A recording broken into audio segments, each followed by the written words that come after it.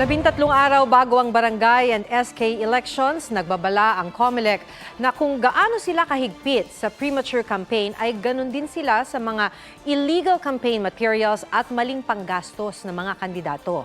Ang mga poster hanggang 2 by 3 feet lang dapat, bawal itong pagtabi-tabihin para gumawa ng mas malaking poster. Bawal din itong ikabit sa public areas.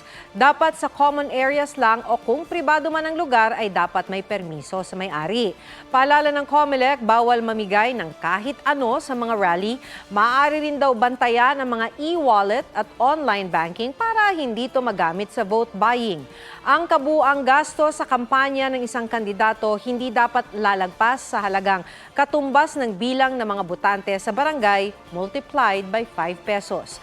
At kung may sobra sa campaign donations, ire-report yan sa BIR para mabuwisan.